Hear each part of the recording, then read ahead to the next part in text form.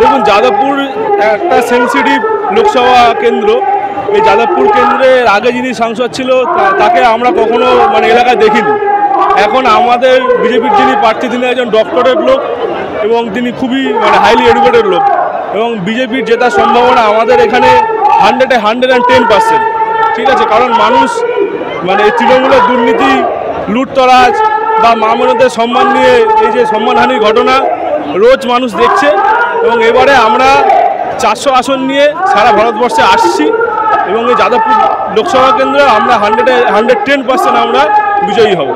দেখুন, সায়নী সম্বন্ধে তো আপনারা সবাই জানেন সায়নী কী করেছে, এবং বাবা মহাদেবকে নিয়ে কি পোস্ট করেছে সেটা সারা বাঙালি জাতি দেখেছে, এবং হিন্দুরা আশা করব এই পোস্টের পরে সম্পূর্ণ ভোটটাই আমাদের বিজেপিকে দেবে।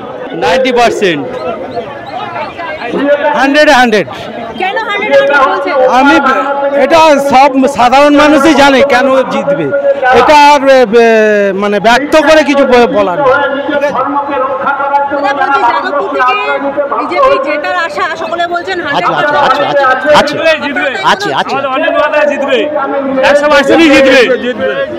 আর নেই দরকার, চোরের সরকার আর নেই দরকার।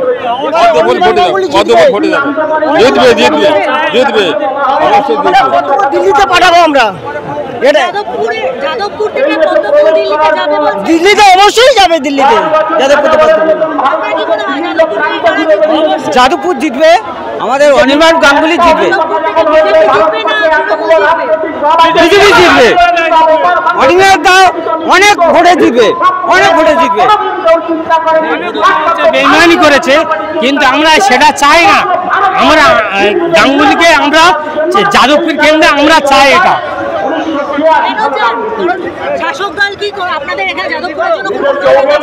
কিছু করেনি আমাদের জন্য, কি করেছে মমতা ব্যানার্জি আমাদের জন্য?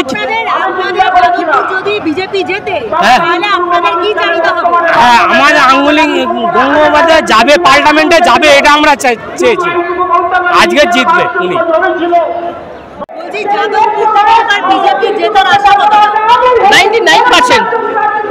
99% জিতবে। 1% ওনার জন্য রাখলাম, কারণ শিব ভক্ত লোক তো, আর আমরা রাম ভক্ত লোক।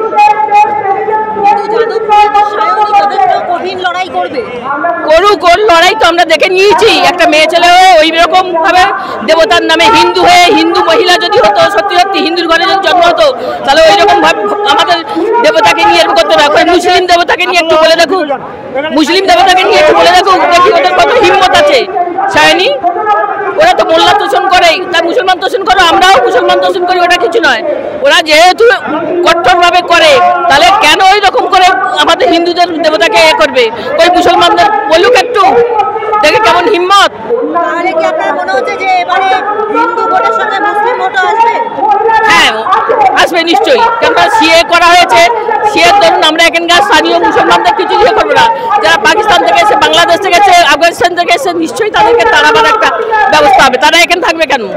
দেশ ভাগ হয়েছিল তো জাতিভিত্তিক, দ্বিজাতি তত্ত্বতে। তা এখন কেন এক জাতি তত্ত্বতে হবে? হবে না, কখনো হবে না। আমি চাই জয় শ্রীরাম থাকুক, হিন্দু থাকুক, মুসলমান ভাইরাও থাকুক, কিন্তু সর্বোপরি আমার মোদিজি চাই, আমার হিন্দু চাই। আমি একজন হিন্দু। যাদবপুর থেকে কেন, ভারত পশ্চিমবাংলা 42টা আসনে বিজেপি জেতার আশা 100%। স্বরাষ্ট্রমন্ত্রী বলেছেন 32টা আসনের কথা, সেখানে আপনি 42টা আসনের কথা বলছেন। 32টা আসন উনি বলেছেন, বাকি 10টা আমরা আরো বেশি করে ওনাকে উপহার দেবো। তাহলে যাদবপুরে সায়নীর সঙ্গে যে লড়াইটা হবে, সেখানে সায়নী হারবে বলছেন? একেবারেই হারবে। আর আপনি ভাবুন না, একজন হিন্দু হিসাবে তিনি আমাদের ভগবান মহাদেবকে, আমাদের আরাধ্যকে, দেবাদিদেব মহাদেবকে যেরকমভাবে তিনি অপমান করেছেন, তাকে একটা ভোট দেওয়া কি উচিত? এটা সাধারণ লোক নিজেরই ভাবুন। সবাই বিজেপিকে বিশ্বাস করে, হিন্দু মুসলমান সবাই বিজেপিকে ভোট দেবে। সিএ এমন কোনো জ্ঞান আছে যে হিন্দু মুসলমান কোনো ভেদাভেদ করে নাই। এটা তো সবার জন্য সমান অধিকার। এটা যারা বাংলাদেশ, পাকিস্তান, আফগানিস্তান, যারা শরণার্থী, যারা বাইরে থেকে এসছে, তাদেরকে ভারতীয় জনতা পার্টি এটা নিরাপত্তা দিচ্ছে, তাদেরকে এটা সিটিজেনশিপ, নাগরিকত্ব দিচ্ছে। তার জন্য কোনো দ্বিধাবোধ নাই। এখানে কোনো ভারত মাতার সন্তান কেউ কোনোদিন বাইরে দেবে না। সবাই এটা দেশে থাকবে, সবাই এখানে সবাই বাবার সন্তান আমরা। কিন্তু শাসক দল তো বারবার বলছে যে এই যে সিএএ হচ্ছে সেটা হচ্ছে নাগরিকত্ব ছিনিয়ে নেওয়া, সেটার কোনো প্রভাব পড়বে না বলে বলছেন। না, এটা হচ্ছে পশ্চিমবাংলার মুখ্যমন্ত্রী মমতা ব্যানার্জি নিজে হিন্দু মুসলমানকে ভেদাভেদ করতে চেয়েছে, সিএর বই দেখিয়ে মুসলমান ভোটটাকে খ্যাস করার জন্য চেয়েছে, কিন্তু কোনোদিন পারবে না। এখন মুসলমান ভাই বোনরা জেনে গেছে সিএ সম্পর্কে কি জিনিস। সিএ হচ্ছে কোনো লোককে এখান থেকে তাড়ানো হবে না, সবাই এখানে থাকবে, সবাই ভারত মাতার সন্তান। এটা হচ্ছে যারা শাসক দল আছে তারা এটা অপপ্রচার করছে। এটা একদম ভারতীয় জনতা পার্টি অনেকটা এগিয়ে এসছে এবং আমাদের কাজে অনেকটাই কাজ করছে আমাদের জন্য, যেখানে তৃণমূল একটাও করেনি। সেই ক্ষেত্রে আমাদের সবারই মনে হয় 100% আসার দরকার। 100% তো বুঝতেই পারছি যে যাদবপুরে জেতার আশাটা বেশিই আছে, কারণ আগের বারে যেটা দেখা গেছিলো যে আমাদের অনেকটাই কম ছিল, তার তুলনায় অনেকটাই বেশি আমরা মনে করি, আশা করি। যেটা আমরা আগে যেটা আশা করি না, এখন সেটা 100% সেটা আমরা আশা করি, যেটা হোক বা এটা আমরা চাই, সবাই চাই। দিদি বলছি, সায়নী তো এবার যাদবপুর থেকে যথেষ্ট কঠিন লড়াই করবে, সেখানে সায়নীকে হারিয়ে যাদবপুর কি বিজেপির দখলে আসবে বলে মনে হয়? হ্যাঁ, আমাদের তো সেটাই ইচ্ছে আছে, তার জন্যে আমরা এত লড়াই করছি, আমরা চাইবো আসুক। দিদি বলছি যে যাদবপুরে সায়নী যে ধরনের কথা বলেছেন, হিন্দুত্ব নিয়ে যে ধরনের কথা বলেছেন, তারপর কি মনে হয় হিন্দু ভোট সমস্ত বিজেপির তরফে আসবে? আসবে, আমরাই জিতবো, জানেন যে বিজেপিই জিতবো, আমাদের ইচ্ছা আছে বিজেপিই জিতবো। দাদা, এবারে যাদবপুরে যে অনির্বাণ বাবু দাঁড়িয়েছেন ভোটে, আশা করি জিতে আসবে, আশা করছি। এবার জনগণ যেটা রায় দেবে সেটাই আমরা বলবো। 100% আশাবাদী আমরা দাঁড়াই জেতার জন্য। আমাদের বিরোধীরা জেতার বিষয় যেহেতু আনসার্টেন, এখন একটা প্রধান কাজ হয়েছে দেয়াল লেখন, যেখানেই পাচ্ছে দেয়াল। যাদবপুরটা হচ্ছে তৃণমূলের গড়, সেখানে দাঁড়িয়ে কতটা যাদবপুর এক সময় বামপন্থীদের গড় ছিল, এখন তৃণমূলের গড় যাদবপুর।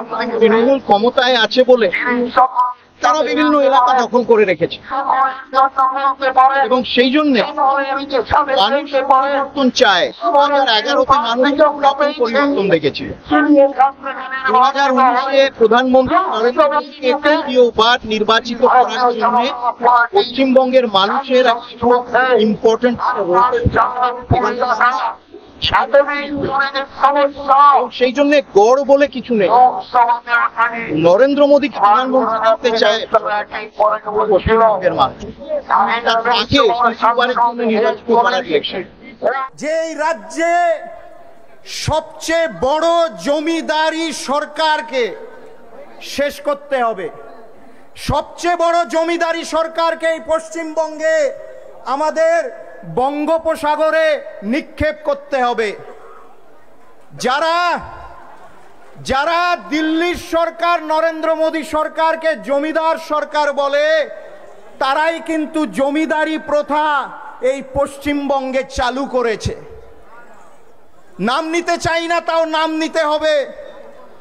শাহজাহান শেখের মতন বড় জমিদার এই পশ্চিমবঙ্গে স্বাধীনতার পর হয়নি। এবং কেন্দ্রীয় সরকার অক্লান্ত পরিশ্রম করছে। প্রধানমন্ত্রী নরেন্দ্র মোদী বিকশিত ভারতের কথা বলছেন।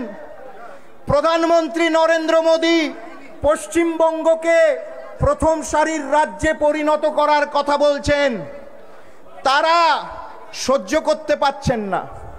প্রধানমন্ত্রী নরেন্দ্র মোদী বলছেন সাধারণ মানুষের টাকা যারা লুট করেছে সেই টাকা তিনি পাই টু পাই ফেরত আনতে চান, সাধারণ মানুষকে দিয়ে দিতে চান। তারা সহ্য করতে পারছে না এবং সেই জন্যে তারা মোদী বিরোধিতা করছে। মনে রাখবেন, এই নির্বাচন স্বাধীনতার পর সর্বাধিক জনপ্রিয় বিশ্ব নেতা নরেন্দ্র মোদীকে তৃতীয়বারের জন্য প্রধানমন্ত্রী নির্বাচিত করার ইলেকশন। এই নির্বাচন তৃতীয়বারের জন্যে প্রধানমন্ত্রী নরেন্দ্র মোদীকে প্রধানমন্ত্রী করার নির্বাচন। এবং এই ইলেকশন একটিমাত্র ইস্যুর ওপর কিন্তু লড়া হচ্ছে, এবং সেটা হলো মোদি গ্যারেন্টি। মোদি গ্যারেন্টি পশ্চিমবঙ্গের জন্য কি করেছে পশ্চিমবঙ্গের সাধারণ মানুষ জানে। গত 10 বছরে, গত 5 বছরে 5.5 লক্ষ কোটি টাকা নরেন্দ্র মোদী সরকার দিয়েছে পশ্চিমবঙ্গের মানুষের জন্যে।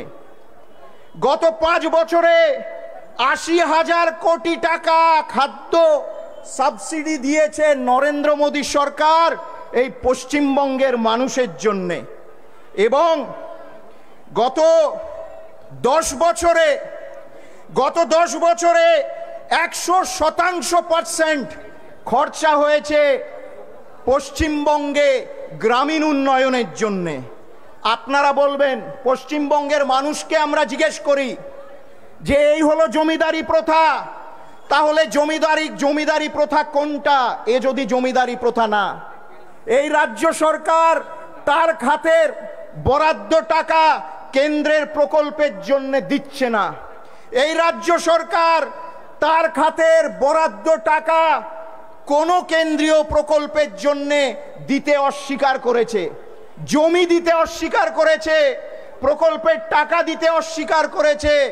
নরেন্দ্র মোদীকে বলে জমিদার, সবচেয়ে বড় জমিদার এরা জমিদারি প্রথা চালাচ্ছে। শেষে বলি, আমাদের একেবারে মানুষের পাশে থেকে আগামী 2 মাস আমাদের এই সংগ্রাম, এই সংঘর্ষ করে যেতে হবে। যাদবপুর লোকসভার ঐতিহ্য, গত 15 বছরে সেই ঐতিহ্য লুপ্ত হয়েছে। গায়ক গায়িকা, নায়ক নায়িকা তারা নির্বাচিত হয়ে এখানে এসছে, কিন্তু তারা সাধারণ মানুষের পাশে সাথে কোনোদিন থাকেনি। শতাব্দীর সেরা মহামারী কোভিডের সময় এই যাদবপুরের নির্বাচিত প্রতিনিধি টিকটক ভিডিও করছিলেন, আবার আরেকজন নায়িকাকে নামিয়েছে। এদের ভুয়ো প্রতিশ্রুতি, তারা হচ্ছে ভোট পাখি। ভোটের সময় মন্দিরে যায়, ভোটের সময় সনাতনীদের দেখিয়ে দেখিয়ে তারা পূজা আরাধনা করে, ভোট পেরিয়ে যায় যখন তারা সনাতনীদের সম্মান হানি করে। সেই জন্যে মনে রাখতে হবে, পশ্চিমবঙ্গের ভবিষ্যৎ সুরক্ষিত।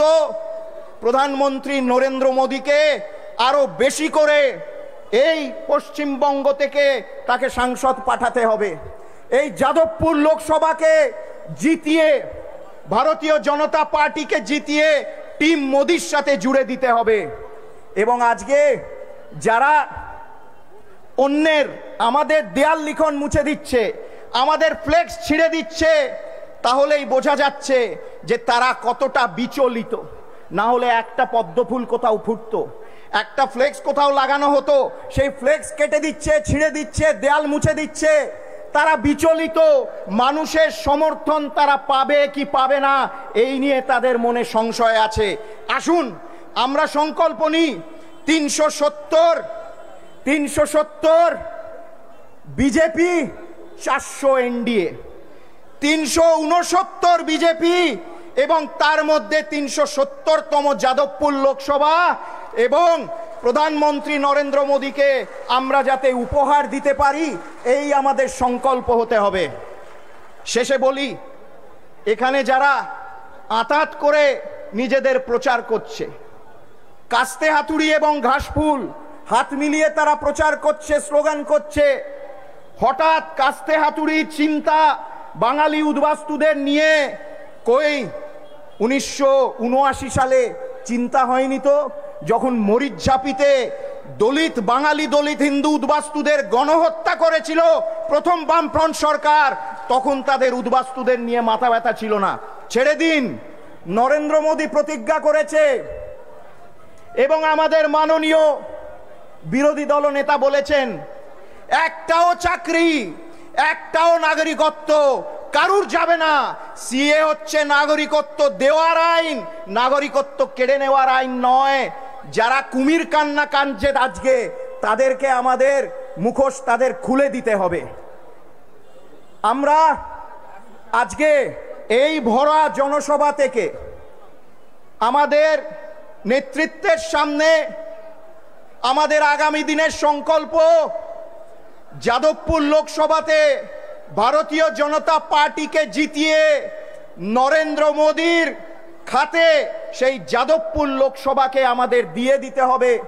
আগামী দিনে তিনি যা উন্নয়নের কাজ শুরু করেছেন এখানে, সেই উন্নয়নের কাজ আমাদের এগিয়ে নিয়ে যেতে হবে, একেবারে অব্যাহত ওই উন্নয়নের স্রোত। আপনারা ভালো থাকবেন। আগামী 2 মাস আমাদের কঠোর পরিশ্রম, কিন্তু এই পরিশ্রমের ফল হবে এইবার ভারত মাতা কি জয়।